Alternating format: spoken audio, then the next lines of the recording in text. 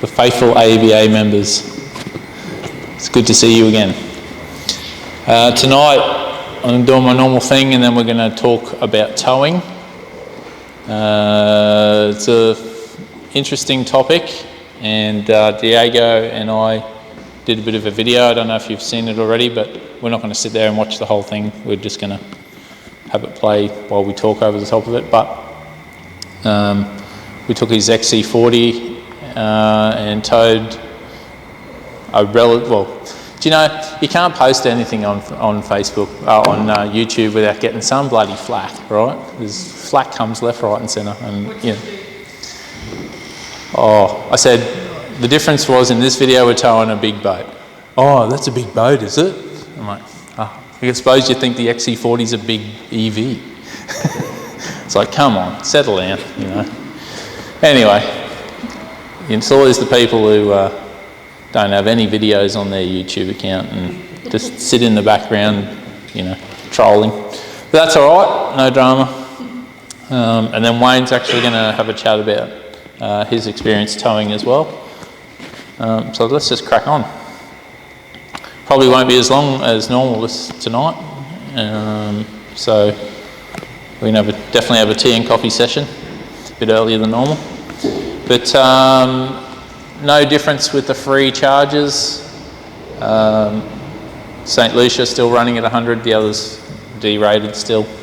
They seem to be surviving at the D-rated value. I don't know why that is, but maybe they should have just brought them out as 30 kilowatts. I was going to help you one thing because I was there the weekend. The UQ fast charger now has a 22 kilowatt next to it. Yes. Two cars can charge at the same time. Okay, my car only charges at 7 kilowatt AC, so I'm never using that. All right. And I don't even own a cable, so thanks for that. Oh, it's tethered. It's tethered. Lovely. I won't be using it. But thanks for that. Yeah, I don't think in 3.5 years I've ever AC charged other than the first month I got it, and I'm like, ooh, Tesla destination charger. Let's try that out. And I went, oh, okay, whatever. That made like next to no difference in 15 minutes. So, but I mean, if you're desperate, right? You're desperate. If the DC fast charge is offline, then that's what you've got. If you have a cable. So, sorry to be negative, but you know, some people rely on AC charging.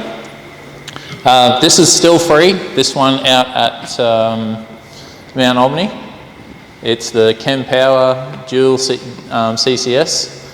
45 check-ins on PlugShare in 5 days. I mean, that thing is getting hammered, and it's already got one plug down. It's only been on... Tritium. Oh, look, another charging manufacturer with a flaws. Oh. But they might actually fix this one, so you never know, right? Do we know who's kind of running it for them? No.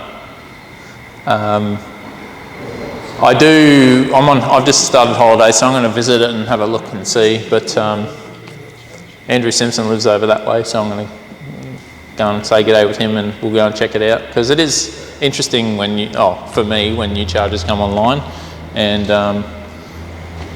yeah, I was hoping perhaps, but I mean, honestly, it has been so hot.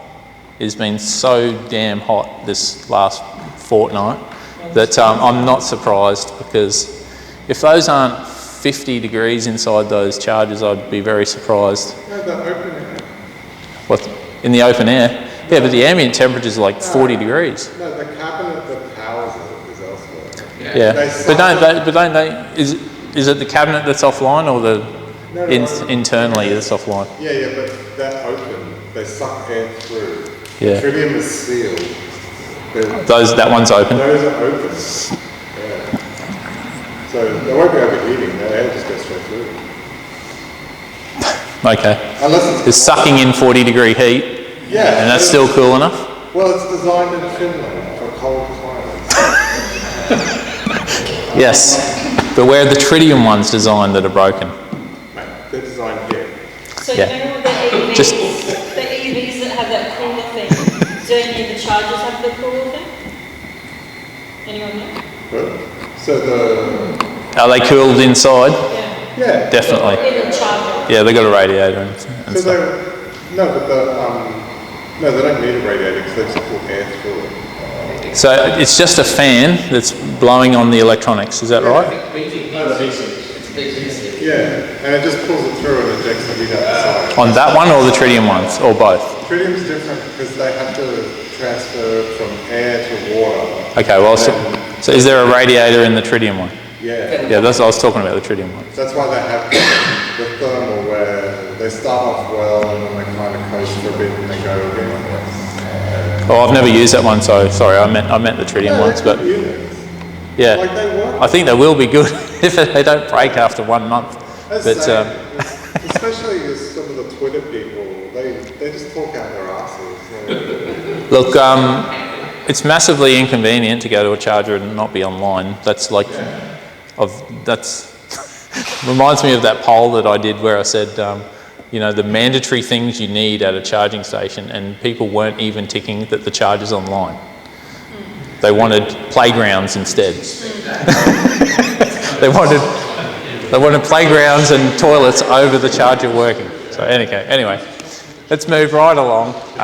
This is free. This is free. This is the main thing. What's that? Alanga?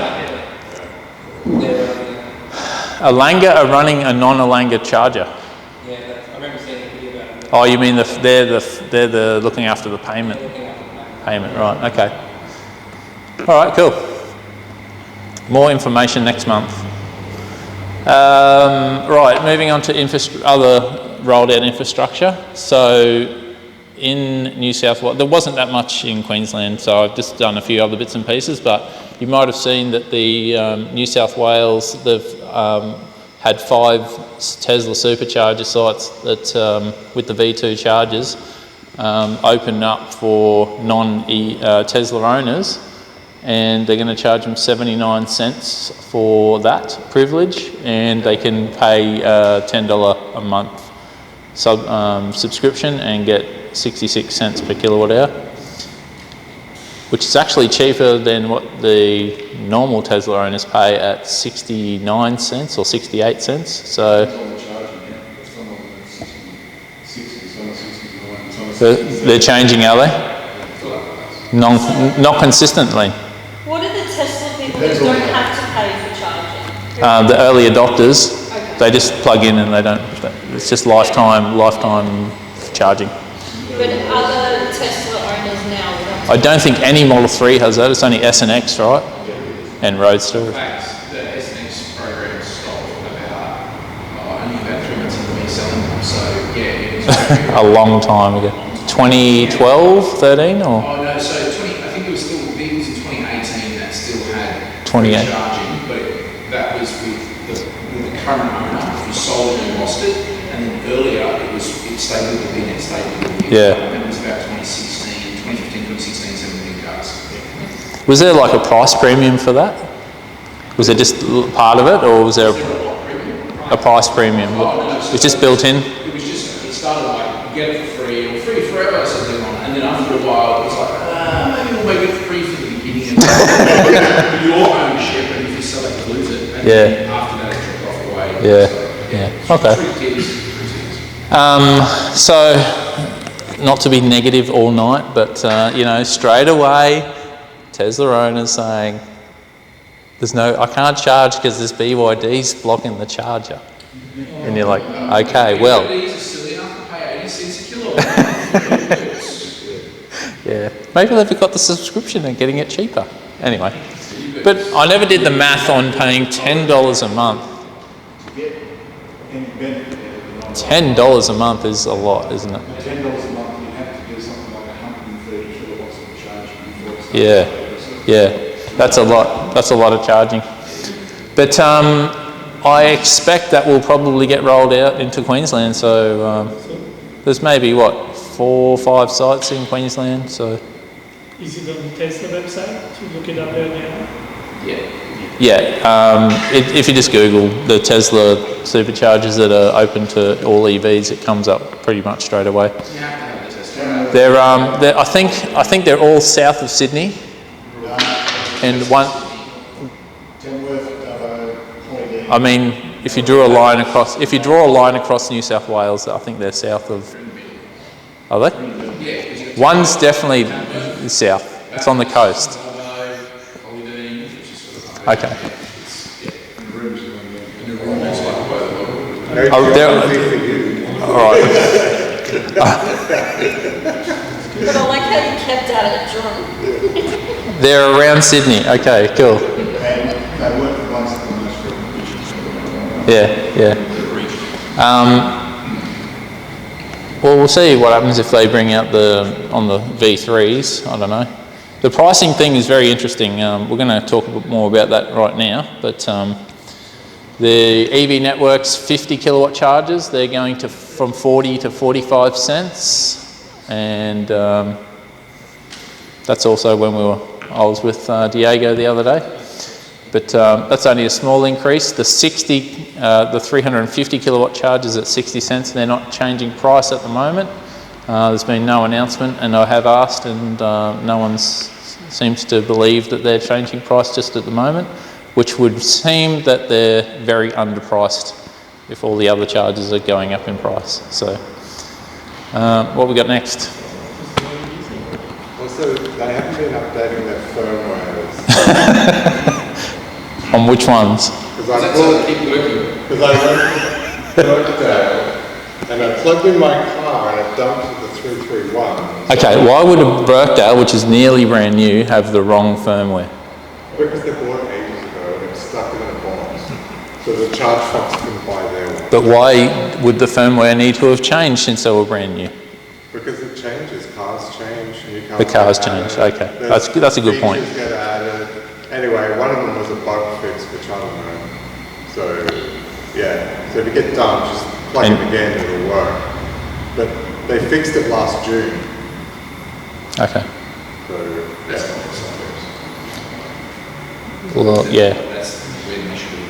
Yeah. So I gave them a code. Okay. Get it updated. That's the last sledge for Tritium tonight. Their share price will be dropping even more than it already has if we keep going on, right? So, okay, Ampol are going from 60 to 69 for their 90 kilowatt charger, not their 150 kilowatt charger, unless you have an 800 volt, which then it is a 180 kilowatt charger. Once again, every plug share entry says, why am I only getting 70 kilowatt on a 150 kilowatt charger? So, but 15% increase, that was always happening. I spoke to Matt Halliday, I think it is, was the CEO, and he made it clear that 60 cents was always just the starting price and they were going to ramp up over time, and hasn't even... There's not very many Ampols open yet and they've already increased the price, so I mean, they're looking, I reckon they'll go for $1.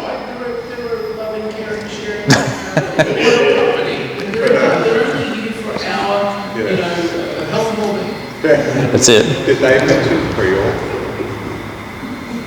What's that? The pre-oil. Pre-oil? Yeah.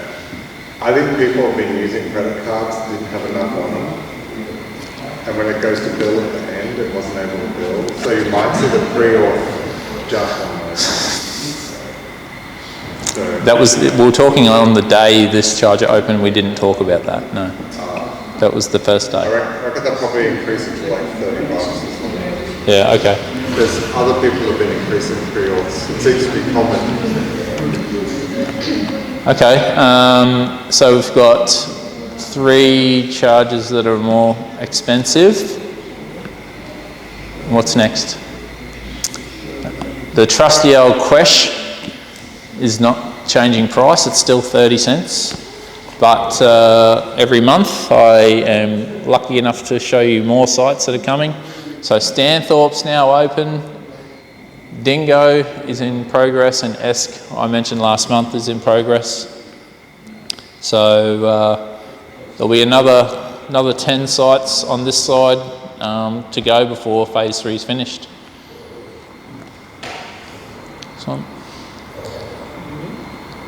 And just another roundup that we're still waiting on BP at Bribie and EV Networks up at Caloundra.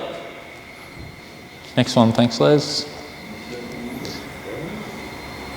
And once again, these are all the dots that, most of these aren't built. I say it every month, but just a reminder. Okay, pricing update. Yeah, there's the scale. Just Ampol moved down under the 350s. And EV Networks pretty much stayed the same because it only went up 5 cents. But yeah, you've seen that slide multiple times now. Regular fuel went down a little bit, so this is the thing, right? If diesel's $2, that's $1 per kilowatt hour. So if Ampol or BP start charging $1 a kilowatt hour, we're paying the same as petrol. Yeah, charge at home, good call. EV events, let's go through this quickly. Apparently tonight is the next AEVA hall meeting. I should have deleted that probably. We're going to do an EV catch-up on the 26th. I put a poll on Facebook for those of you who are interested. Please tell me. I only put on 3 sites expecting a lot of responses, and people said there are places to go on the south side of Brisbane, and I was like, okay. So no one nominated any south side positions, but we could go to Mount Omni if enough people are interested, and we could check that out. It's close to you, Jeff. That's why you're nodding. Try and break it. Looks broken to me already. But if I could get maybe a couple of people to help me on the 5th of March, which is a Sunday, just at the Redcliffe Library. I'm just after 6 EVs, probably 4 EVs, because I've already got myself, and I think Francisco's already agreed. Just for 2 hours, going to do a talk just to the public. Who's going to fully charged? 3? 3, okay. Are you coordinating to go down at the same time? I'm speaking on Saturday, so Oh! Yeah, have they got enough speakers? I would say It looks like it. they have enough exhibitors. Okay. That's good, that's good. Does anyone want to charge John? Yeah. You've seen Robert Llewellyn's charging. Oh, was he? I don't watch every episode, but that's cool. He's in Brisbane somewhere. Oh. Should have been here tonight, what the hell? All right. Can someone take a lot of photos and present next month? Because the next meeting will be just a few days after that, if you can manage it. The guys from QUT Motorsport are going to come next month and show off it's an actual electric autonomous car that we've had at some shows.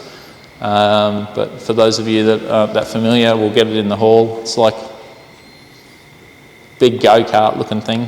I don't know how to explain it, but they get to drive it around the track once or something, and then it, remote control or something, and then they let it go and it drives around the track autonomously, and they race against other unis, so it's pretty interesting.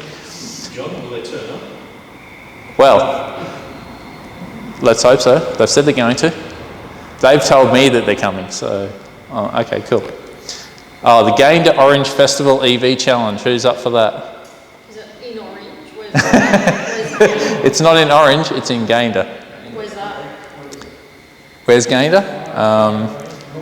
150 odd kilometres from the nearest charger at Gympie. That's where it is. So the festival's about oranges? Yes. Oh, that sounds fun.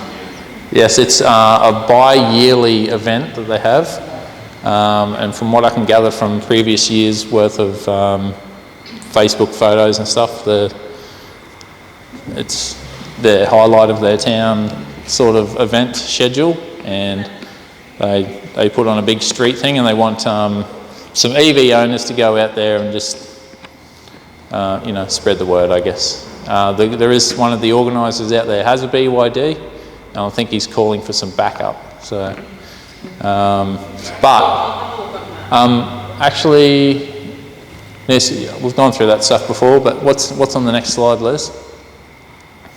Here we go. It looks something like that. All right, here's one I prepared earlier. Now, I don't expect a great turnout for this, but I'll be attempting to go. And the challenge is, well, I'm at Redcliffe, right? So there's Gympie. You need to charge at Gympie to get back to Gympie. That's the challenge. But there's no charger at the moment in Gayndah itself. So it's a bit of a challenge because yes, yes and yes. Unless you're in a priest for HTV. You're trying to get me to buy it, aren't you?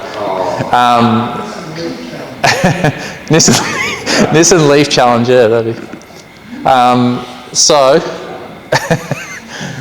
we don't want to tow them out there, right? Okay. I've asked the BYD owner, who's one of the organisers, if the showgrounds has 3-phase or the caravan parks have 3-phase. So, yeah, but I guess we might at our end need to organise some 3-phase plugs, because how many people have a 3-phase plug? 3. Well, you're going, aren't you? All 3 of you. Okay. So, yeah, I know. Come on. Anyway, that's a challenge. Look, perhaps meeting at North Lakes and then driving up. A 7-hour day on top of the show is a challenge. I know, mate. I know. If you want to get there faster, go by Narrow Road. I don't think it's faster. It's an hour longer. It's an hour longer. The road is nicer. It's not as windy. But if you like windy roads, go that way. I'd say, but if you like nice straight roads, go to Narrow Road and back. It's easier. I did ask the guy from Gayndah who knows, I assume he knows because he lives there, and he said going there and then across is not as fast. I did speak to him. Not be fast, but it's an hour longer. It's an easier drive. Yeah, I know. But the thing is, it's a let's say it's a 4-hour drive, a 4-hour event, and then however long to get home. By the time you've charged, so it could be a 12-hour day. Like, you could stay at But who's up for the challenge? That's what I'm after. Who's up for the challenge? Come on.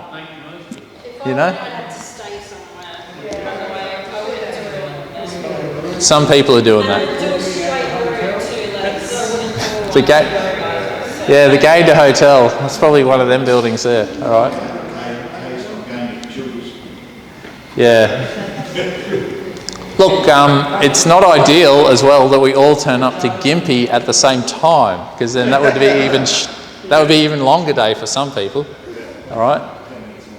Anyway, there's a supercharger there, so maybe some of you Model 3 long-range people can charge there at the same time. All right, what's next? You sat there so nice and quiet at the beginning, and then you're just like. You got the peanut. All right, general EV news. The New South Wales government plans to install 30,000 electric vehicle charging stations in the next 3 years if it's re-elected. What kind of charge? Oh mate, don't ask those type of questions, all right? That's double the amount of petrol pumps, okay? But I bet you they don't give you 500k range in 5 minutes, you know? So we'll see. But at least it's nice to hear that they're thinking about EVs in that way. Model 3 was the 3rd best seller in January for Australian passenger vehicles. This is just for January, not for a quarter or a year or anything, but 3,000 still. And I'm actually a little bit surprised the Model 3 is still selling that strong compared to the Model Y. It's the first of the 3-month Model Y since about July last year. Oh, okay. I know a couple of That makes sense. last month, and so it's a big old 6 months of back. Yeah, right, okay. Well, that does make more sense, but the MG4, I believe, will be unveiled at fully charged. So if we skip to the next slide, I just want to do a quick overview of that. This actually seems reasonably capable. There's two battery sizes, a 51 kilowatt hour and a 64 kilowatt hour, 49 and 62 usable. Consumption is assumed to be around 14, which would give a range of 350 and 440. And it has 135 kilowatt charging, which is 308 Ks in 35 minutes, which averages about 74 kilowatt. That's not too bad at all. And it has 2.2 kilowatt bi-directional charging.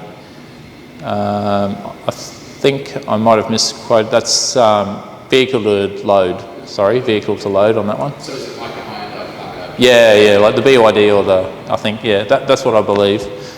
I didn't mean bi-directional charging. I must have been thinking about bi-directional charging. I meant, vehicle to load, sorry. Vehicle to load, not vehicle to grid, no. And What kind of AC do you remember? What sort of AC charging it has?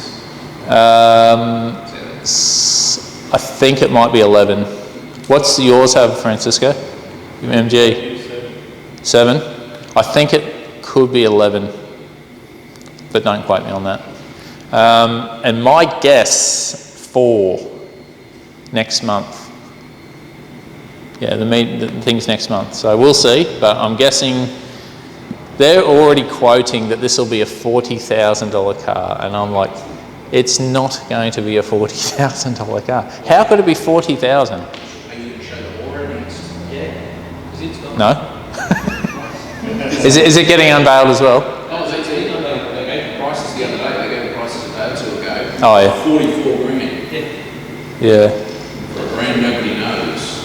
Yeah, they're pretty big in Thailand though. My mate was there and he said there's tons of them. So if you do the Chinese money and you convert it and you work out the taxes, it should be a $25,000 car. Yeah, I don't do that because it's never happens. Yeah. It's crazy. We do get ripped off here though. Totally ripped off. But the press is saying if you did the conversion, it'll be sub 40,000.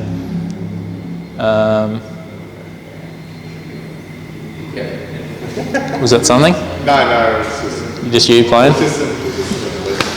But for a 62 kilowatt hour usable, I think 57 is in the ballpark of most of the other EVs. And I think $6 grand more for a Model 3. 6 grand more. Or $6 grand more for a Model 3. Why would you buy With a that? smaller battery. No, it's the same size battery. 62 60 something battery. 60 something. or 60 with 55 usable, is it? Okay, well, not everyone likes Model 3. I agree with your pricing, John. It's a guess. I'm happy. Has anyone else even looked at these cars? Want to have a guess? Is anyone guessing Is anyone guessing 40? Yeah. The other thing I did was relate this to the standard range Kona, which is 55 before on-road fees, and the Kona in the UK is X amount of pounds, and then that was, I think this is just either slightly more in UK pounds, so there I guess, there you go, there's my theory, you got my theory. Right. So, but they must be talking about the 51, I think the 51 came down to like 49 and I took a few extra grand off because I'm sure there'll be an incentive price or something there, like they did. But anyway, that'll be a bit of fun for next month. Fun for me, not for you. We'll see. The ZSEV with similar battery capacity is just slightly lower than I think we're talking about it at the moment. Yeah, the Mark II is... I'd imagine that the MG4 would be less money than the ZS. In the UK, it's like £4,000 less for the four. So, yeah, kind of 10% maybe. So it's no coming around 40,000. Yeah, okay. But is anyone, maybe some people will go the 51. I think most people, What I don't know. percentage of Konans do you think are currently being sold at a small range versus big range? As a guess, Yeah, as a guess. I'd say quite a lot more standard range, probably because they get that $3,000 tax incentive, and then My guess is 2/3, 1/3. 2/3, 1/3, yeah. At least. But that's just an economics thing, isn't it? Small battery because they can't afford the big. Yeah. For anyone else who doesn't know, the Chris Vanderstock and Kath Davies started their High Court challenge for the Victorian EV tax. They started that yesterday, and they're challenging whether the state has the constitutional power to invoke it's an excise, so they're challenging the legitimacy of that. And you can guarantee every state treasurer is eyeballing whatever happens here, because other states are interested in bringing it in, South Australia and Western Australia. There's been no announcement by Queensland, but Queensland said that Queensland's coming on this side of Victoria. we'll see if this gets overruled, though. But it's very important. That's why I put it on here, because I think it's a very important outcome, because it doesn't just lead to EVs, like it means you can do a bunch of other stuff too, I guess. So like if this gets pushed through, then they can maybe apply it to other things. So it's a federal tax that they're trying to take through the state. yeah. And that's the crux of the case. Just the next slide, Les. I think I had something else on this one, and that was this is the government's general revenue. I thought that you might, when I was doing some research for this, and it comes from the AAA website, Fuel Excise Explained.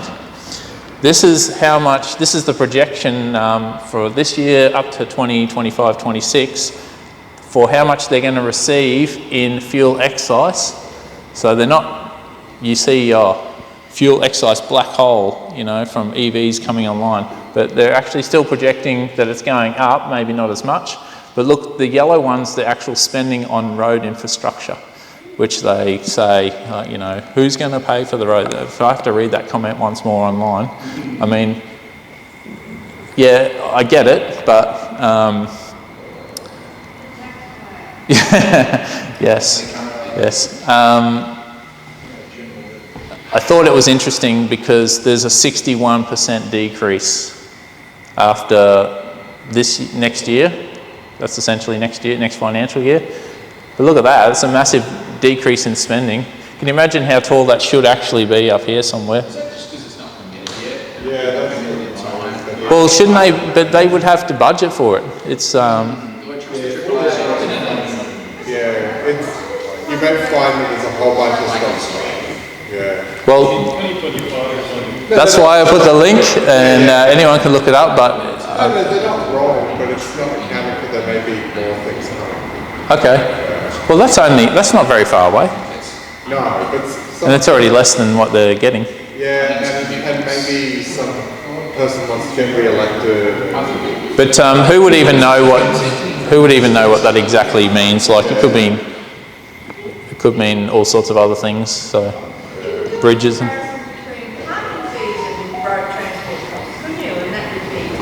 Parking fees. I guess so. I think that is committed funds, and you'll find that 10% over income is what you're spending the 2 years that are kind of full years, and the future years are just uncommitted. And I'll spend 10% more than income over the coming years. I think this is the AAA, which is shocking. And it's probably not also factored that they budget $1 billion for a project and then they spend $2 billion. So, but anyway, look, it's an interesting graphic if it is actually true. Okay, I'll take your opinion and with a grain of salt. So maybe if I'm still around in 25, 26, I'll bring it up and say, hey. Imagine if they halve the expenditure on they would probably continue to look like they do. Plus.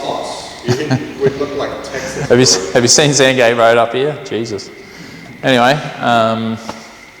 what's next? All right. Tonight's theme of EV towing. You guys are pumped for that, aren't you? EV towing. Okay, cool. Just a little preface about towing in general with non-EVs. I just did a little bit of research, and based on the practical thing that Diego and I did last Friday, it seems that roughly enough, if you're towing a reasonable sized trailer or boat or tinny or something like that, maybe not a tinny, it's not really heavy enough, but a reasonable sized trailer, that you're essentially doubling your consumption, whether it be EV or diesel or petrol. However, diesels do perform better at highway speeds than they do around town, so that their actual highway consumption is a little bit lower. So based on our doubling number of litres per 100 equaling double the amount of kilowatt hours, there's some rough numbers. So I chose some very popular dual cab utes, the Ford Ranger, the Toyota Hilux, the Mitsubishi Triton and the Toyota Land Cruiser. They're all 4-cylinder turbo diesels. This is a V8 turbo diesel, so yeah, the consumption's a lot higher. And I guess I didn't go out of my way to make a point about these being much more capable towing vehicles, but they do have a much higher general braked towing amount. And if we just go to the next slide, I mean, you guys can see the consumption there. This is my place up at Conondale, so I definitely do need a four-wheel drive. I fixed that, it was only like a 5-minute job, but this is just my user case. I have the MUX with a trailer. It's got a canopy and ladder racks. It's unbraked trailer, and we bought this off my wife's parents. They got a 112 litre long range fuel tank put in it from ARB. Obviously it's got the bull bar and stuff, so a bit of extra weight there. But the point I was going to make, on top of the fact that I thought I might be illegally driving around just with the trailer and nothing in it, was that the fuel consumption is normally 10.5 litres per 100 when my wife's just driving around town to work, but on the highway it would normally be around 7 litres per 100. But when I tow, it's around 15 litres per 100. Now, because it's got a long range fuel tank, we get 1,000 kilometre range, and to try and get anything like that in a battery would mean we need to try and have a 260 kilowatt hour battery. That's how big the battery would have to be to compete with a 4x4 wagon. So it's just, so what I put down here is hopefully in the future we can see maybe some aluminium ion or lithium sulfur advancement that gives a lot higher energy density, and that instead of needing 260 we can get away with 130 and get the same range. So just a little bit of number crunching there. I don't mean to be a downer, but at the moment they're just, I'd really like to see what the Ford Lightning and the Rivians and stuff like that can do, but based on what Diego and I did the other day, I think it's just a massive range killer. I want to see that stuff. Go and have a look at Kyle Connor in America. He's done some, has he? Yeah. Hundreds of hits on it. Okay, cool. He just bought a Twizy from one part of America, put it in a tray of the truck and drove to the other part of America that he lives in. Okay, cool. So that's Out of spec. Out of spec, okay. And transport of news, they just sort of say, go back and What's he doing? What's he driving though? What, F-150 Lightning? He's got Rivian, F-150 Lightning. He's got both. Plaid, he's got all sorts of stuff. And what's the general consensus? General consensus is you'll halve the range. Yeah, you halve the range, yeah. You use twice as much energy which is probably what you're saying there. In your current state, you're using 50% more energy, and the other ones you're talking about using double energy, and I think that's bang on about what that looks like. And my experience in my Model 3 is similar. Yeah, and there are other factors though, like bigger caravan, smaller caravan, like wind resistance and all that type of stuff, like with the weather. So, but generally speaking, I think it's double. But what's the next slide, mate? Diego's gonna, actually we're gonna play, essentially what we did, we met out at the DFO, and then we went up to, and we just charged up to 80%, and then we,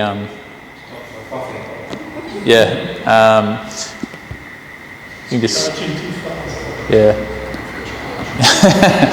we charged up to 80%. So there you can see that's the first leg done. We went, we did 18 kilowatt hours for a 40-kilometre trip with the boat on the back, and that was at 76 to 8. Well, we were travelling about 90. We were averaging, but then we slowed down due to there was a radar. You mind doing that, Gav?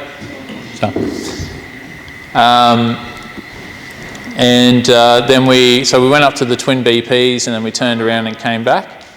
And on the way back, we tried to go 105 k's an hour. And when we got to the other end, it was, instead of being 18 kilowatt hours at the charger, it was 22 kilowatt hours at the charger. And basically on the inside the car, it was saying nearly 50 kilowatt hours. What's that? You did 40 k's, you used 22 kilowatt hours. That's 55 watt hours per kilometre. Yeah, but in the car it was saying 49. So with the losses on the charger, that you can't quite go off the charger number, but that's 48.8 in the car. Sometimes that's really high though, isn't it? So the point was that, what does that mean in practicality? That's the point of this whole point of this 12 minutes, was what was the practical application of towing a boat that size, and that's at a slower speed, maybe just cruising along, taking your time, you're getting 160 kilometre range, and gunning it, you're getting about 130 kilometre range, or sticking just above the speed limit, travelling with the traffic. So that was a bit of fun. And just quickly while this is on, that was a BYD, that van, and that's an EQB. Those cars I both hadn't seen before. A Honda Fev, I don't really follow Fevs that closely, but I didn't even realise there was a Honda Fev, but there's one there. And Model Y. But wasn't that MX-30? Yeah, it's an MX-30. the one just, no, it was definitely a Honda. Well, it had a Honda badge. So there you can see charging up again. Now, who's been to DFO? That thing was chockers both in the morning and at night, and all the tritium chargers were working. So that was nice. But yeah, how big is your boat, mate? Like I thought it was reasonably big. It's not a bloody. It's 6 meters. 6 metre, okay. Do you know how much it weighs? Is it a trailer? They weighed it when we bought it. I asked for it, so it's 1720 with that's half fuel and with water as well in the shower. So yeah, I mean the details are in the video, but essentially it's a 1800 kilo tow weight, and the boat weighs 1720, and yeah, I'm probably not meant to be in the car pushing that over the threshold. I think you're not quite understanding. Yeah, I don't understand. It's okay. We'll definitely talk about this after, hey? Yeah, I'll show you. Okay. All right, so that's it. Diego also owns a caravan. He's going to talk to us about his trips down to Jarvis Bay, and then Wayne's going to talk to us about his trips up to Pascanalda. Okay, so that was the trip that we did last September. The first trip with the camper trailer. Actually, we bought a Volvo to be able to tow. And so starting the trip, the first thing, of course, you have to check that everything is okay. And of course, the connector was not good, so I had to get in an electrician to get that fixed. The next one. So it's an older Jayco with rusting out. So, and also there was the cables have different pins for the Volvo, so he had to change it as well. Next.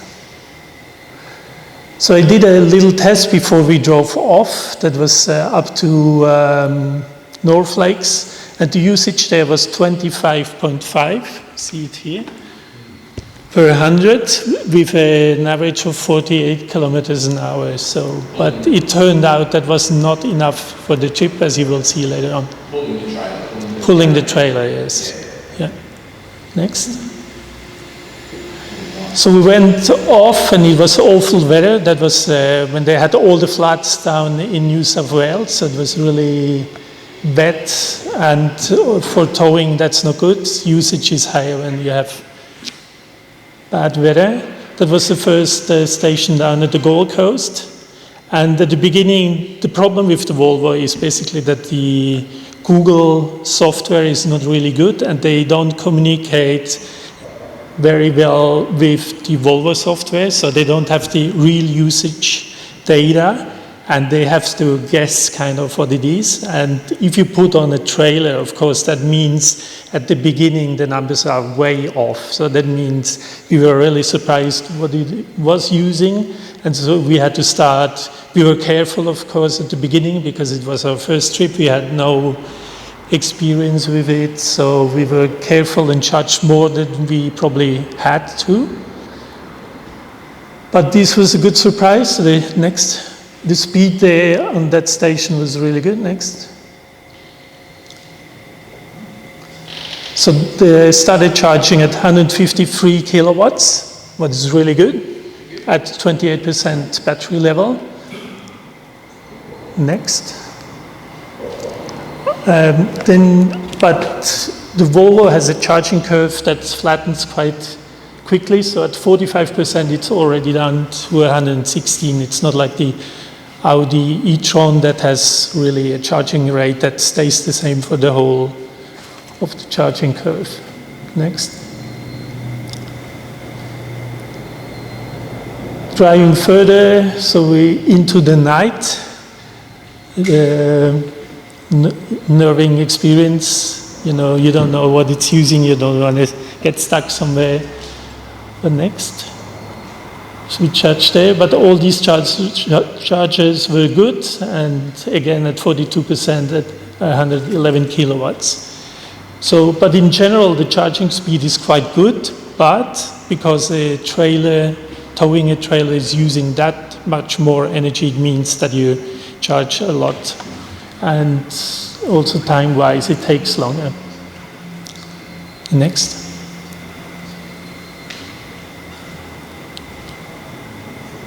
And here you see, that was a trip for the first day, and we used 33.9 kilowatt hours, 100 Ks. So quite a bit, and that was just for the last 50 kilometers, 31.8. And as we will see at the end, it's basically around these numbers, 38, 31.8, 34, depending on the wind, on the weather and everything. But I have to say that Volvo tweaked the software, and the car itself became more efficient over time.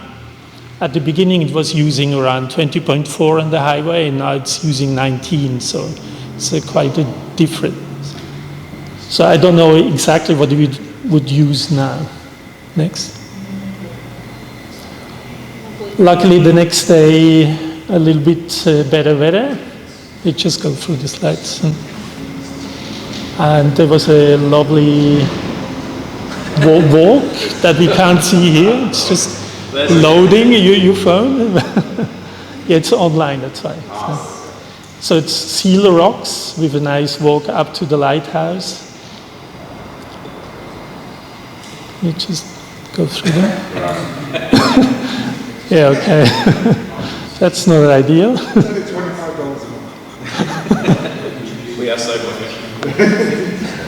No, I think it's really good. Yeah, that's really. But a lovely spot there. You saw whales actually off the coast. It's really nice. You just skip a few of them, perhaps. Yeah, skip. Imagine. Lovely beach, lovely photo. Yeah.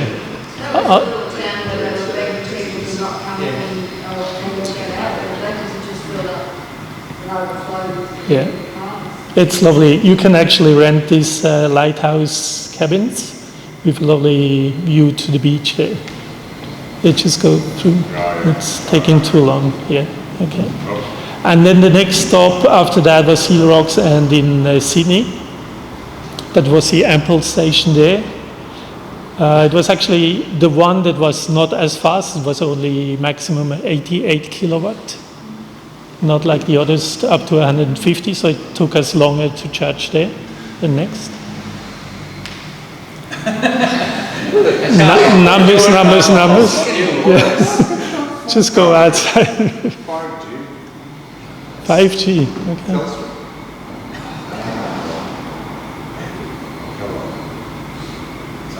Yeah, okay, perhaps you just skip everything.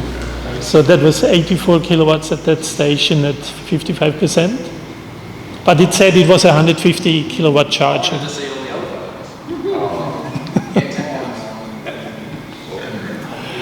And that was interesting when we came to Wollongong. That was one of the last charging sessions. We met a guy from Google that actually worked on the software in the Volvo. And I talked to him about what I don't think is good. And he said it's not as easy as they would like, because that collaboration with Volvo, they don't give them access to all the data in the car, and they have to do workarounds. And when you look actually closely how they present the usage data, it's just an overlay onto the software that Volvo has. It's not really integrated completely. So that's a little bit disappointing, but there were some tweaks in the software that did better. And that was actually one of the only stations where I had to disconnect the trailers because it's only 4 meters long, and so it's actually was quite easy to get into the charging stations and just leave it on. Did your phone work? For that cabinet, that white cabinet, right? They ran this cable all the way to the roof because there was no cell phone. No, that was not a problem. I don't know, perhaps I used the card, possibly. Oh, okay. Yeah, because I always thought it was weird that they put a station where the phone didn't work. So they wanted to use the app with the card because the phone... Yeah, but it should work inside as well.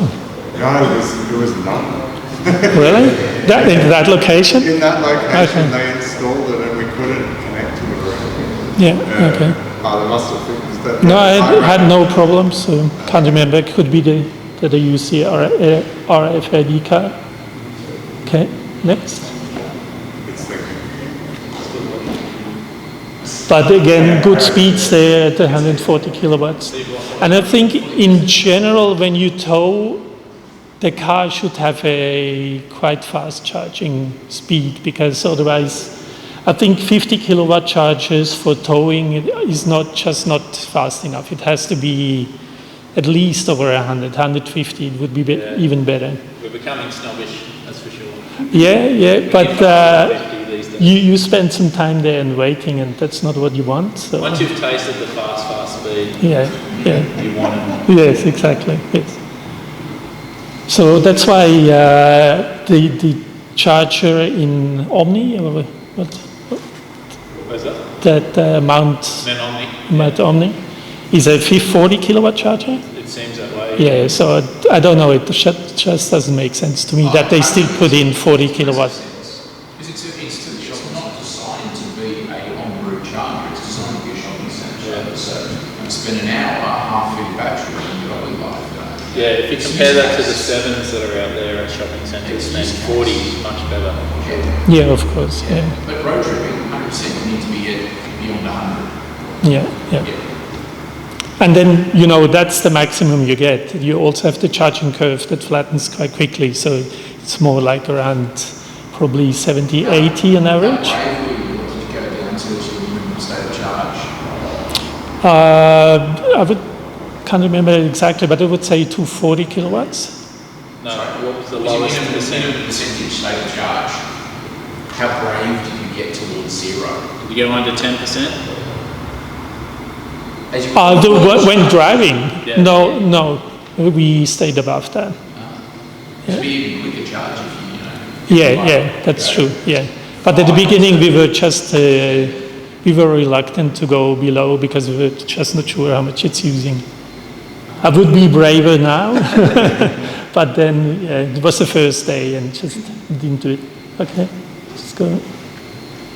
Next. Yeah, you see how it's going down at 45%. It's already at 100 kilowatts. Yeah, it is. It drops quite quickly. What is disappointing? Could be better. Next. But that was a lovely place there when we arrived, and the lighthouse down there, Jervis Bay.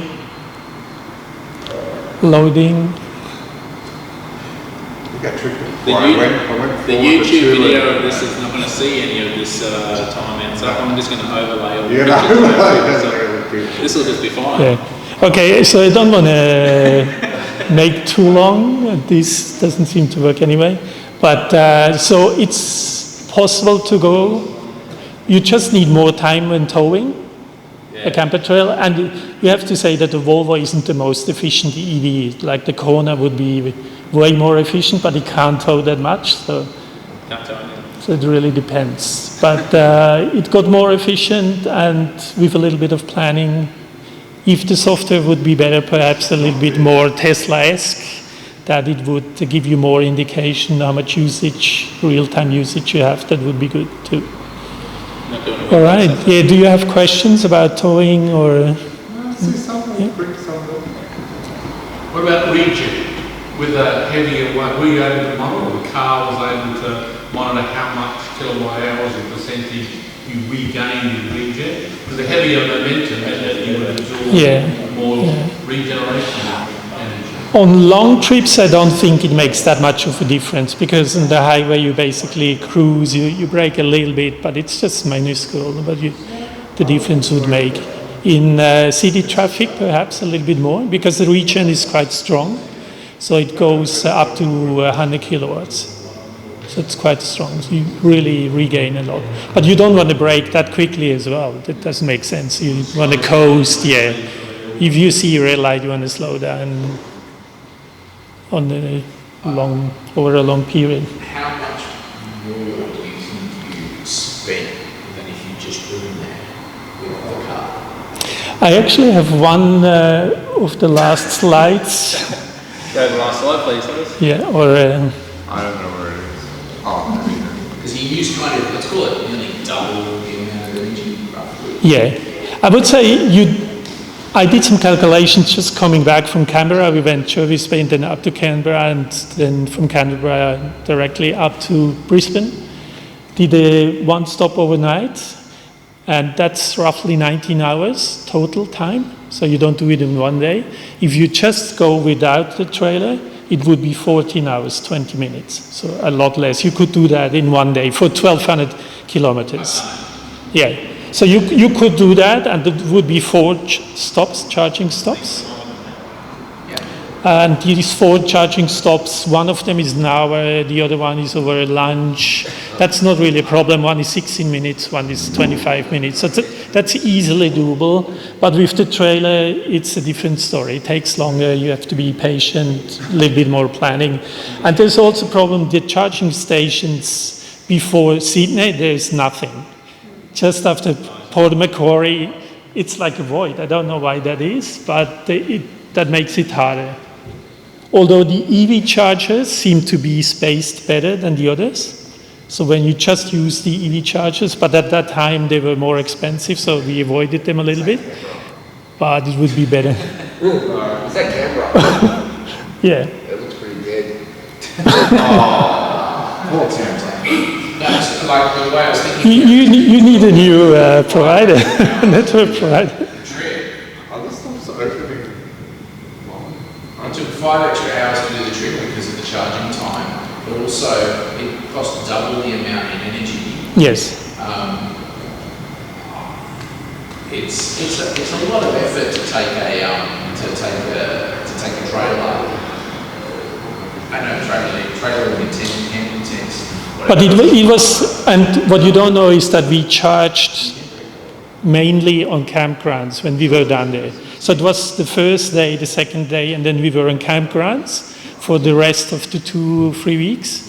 And then just on the way back, we had to charge again on the highway. So it was. Suggestion that you just hire the trailer down. Don't hire a trailer and hire a cabin and get on with it. Well, I'll do a lap. you're not the camper, are you? I'm waiting for it. Yeah. But some people want to see the country, camp on little beaches and some things like that. Some don't, so that's fine. But yeah. Are these particularly large files, by the way? No, it's normal photos from 4 megabytes, something like that. Just wait for this last one to load. Yeah. Well, these are photos. You They're had a little bit a bigger. summary on the end, did you? Yeah, no, just for usage, so that's fine if you don't show that. Just some other questions? You said Port Macquarie. How does it from Port Macquarie to where's the jump? There's one there, Karua is one, but then there's a void to Sydney, so that's quite a long. With your range to that to the van? Yes, we drove slower because of that, just to get to that next one. When I go to Sydney, that's the strips and I'm kind of looking at like lots of spanners and going, am I going to make it? Yeah. And so basically the calculator was our friend to know how much we need and how much do we charge. The other thing is you want to charge in the best possible time, not too long because it gets slower at the end, especially for the Volvo. So let's say you charge up to 60%, go to the next charger to be able to charge quickly. Okay. All right, mate. Look, it's it would have been more interesting with photos, that's for sure. So, unfortunately, Wayne's talk on a similar topic is on my set of slides, so we have no loading to do.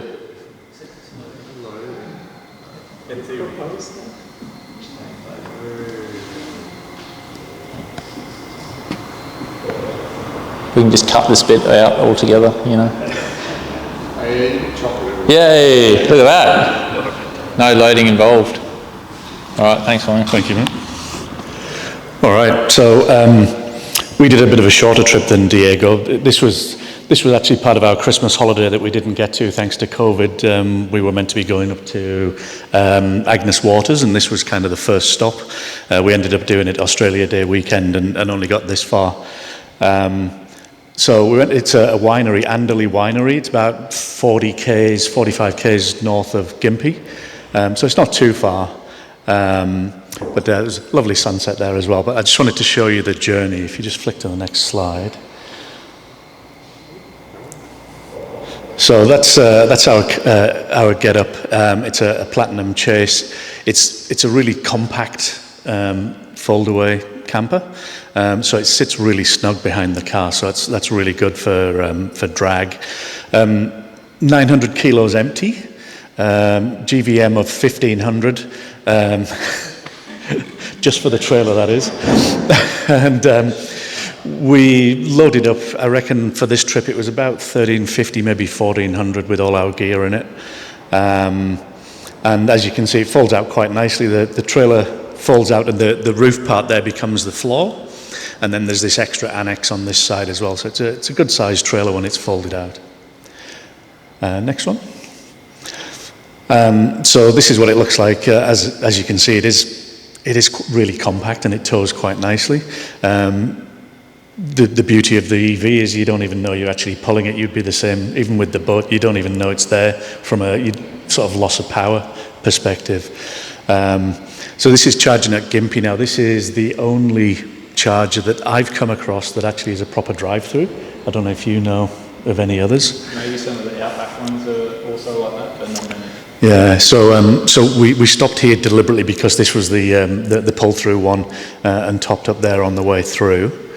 And if you go to the next one, this one is Gonalda. Now this one isn't a pull-through, but as you can see, you can make it work. There's a nice bit of dirt there you can reverse on. So that one's really handy. And that's 25 k's or so north of Gympie. So that was just before we turned off to head down the dirt roads towards the winery. Yep, we're gone. So that was a really handy spot, and the fact that I didn't have to unhook the trailer was great. You found you only had to unhook it once. We're actually doing that trip fully charged. We're going to pull the camper down to Sydney. So I saw how you kind of drove in. I wondered if you could get away with that. So I think I'll be trying the same thing rather than unhitching. The interesting stuff is probably on the next one, which is just the numbers. So this was on the way there, and it was a pretty hot day. It was like 40 degrees. We used just over 28 kilowatt hours per 100. That was mostly at about 105, 110 on the highway, but there was, with the roadworks, there was quite a bit that was down to 80 as well.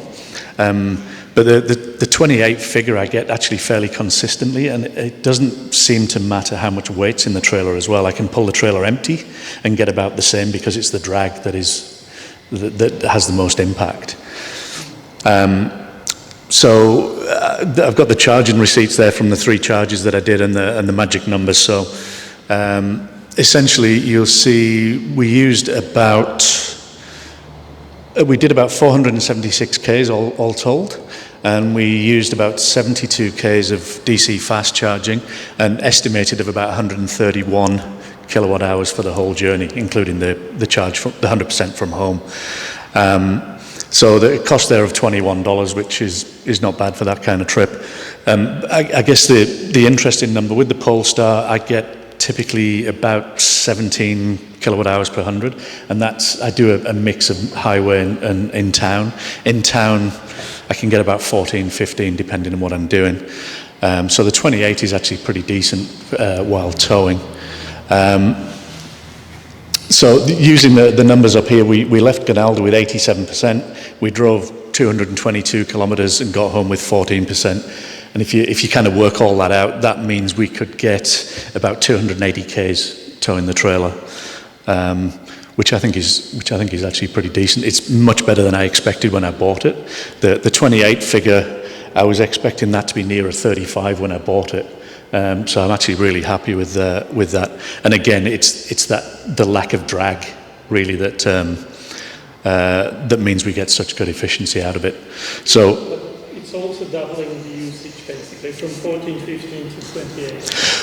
Well, on highway, on mixed driving, I'm getting about 17, so it's a bit less than that. Yeah.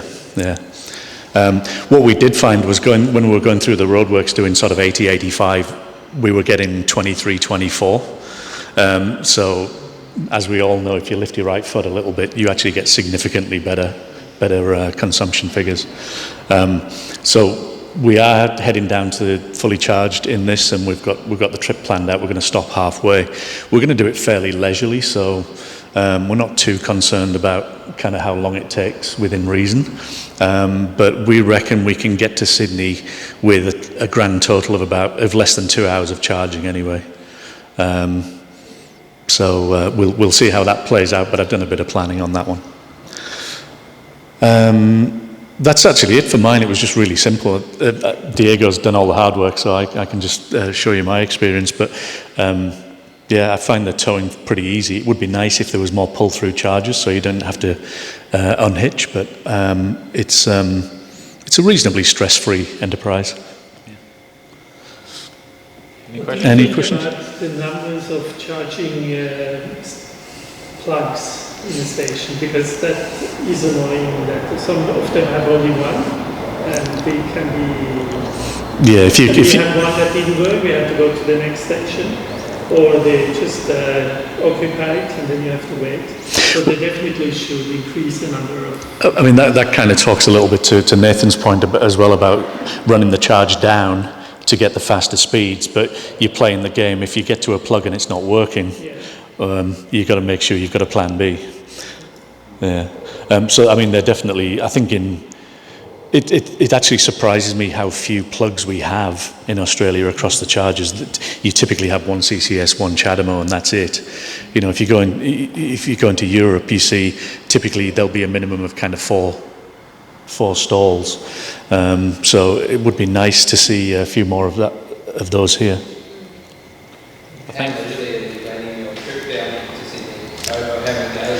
Oh, just 2 days. We're going to stop just near Coffs on the way there, and then Sydney the next day.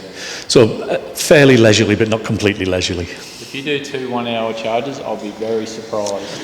Well, I'm talking about the way that it's mapped out, the way that a better route planner says at least, yeah. And I don't take that as gospel, but it's usually pretty good, is it's essentially three stops of about 20 minutes on each leg of the journey, okay, which adds up to about 2 hours all told. That includes, we're going to charge at the campsite overnight at Coffs. Oh, yes. So, yeah. Because I drove from Brisbane, I drove from Redcliffe to Sydney, and I did 2 1-hour charges, not towing. Yeah, I charged at Grafton and I charged at Nabiac, and then I got to Sydney for the EV Expo. So I did 2. I probably didn't need to, well, at that point in time as well, there were 50 kilowatt chargers. My car can charge faster than that, so I would have, like by today's standards, that would be 45 minutes or something, or even less. So probably it took me 13 hours and I just drove straight there. That's the other point, actually. I'm planning on stopping at the 350s along the way. Yeah. And your car charges faster? Mine will charge at 150, same as Diego's, yeah. So for 14 and a half hours from Canberra, that's 1270. From Sydney is 870. Yeah. So that'll be interesting. Yeah. So I'll report back next month. Yeah. But my experience was that with a better route planner was more pessimistic than the car actually was efficient on the way. Yeah. But you can go into the settings and modify. I find that because we're in a warmer climate, you do have to modify your 100 kilometre an hour consumption, because it says on the Kona that it's much higher, and I dial that back a bit, and then you get a much more accurate number. I always use 30 for planning, so I consistently get 28, but I always use 30 for planning. Yeah, and you can put in things like how much you want to arrive at the charger with, so that's a nice little buffer you can put on there as well. But, I think the newest update is not as pessimistic as well, because I had mine on OBD, and then decided that mine was about 240 kilowatt hour per 100 kilometres at 110, and then I reset it, and now it's dropped back down to 180, so it's going on. Yeah. thank you, Wayne. We might break for a cup of tea and coffee. Sorry about the slides, mate. We'll have to get those up at some point. But basically, I think on the point about there not being enough charging stations, I think there's a Tesla site going to have 20 charging stalls. I think it might be in Sydney. Benalla. Yeah. 20 charging stalls. That's going to beat the Christmas rush. Just like to mention on the topic of lack of chargers, I just did a trip to town for the Christmas time, and QSH chargers were just 3 out in a row. Yeah, I had 3 Teslas in front of me at Carmel, so a 20-minute charge became 2.5 hours. Bloody hell! Yeah.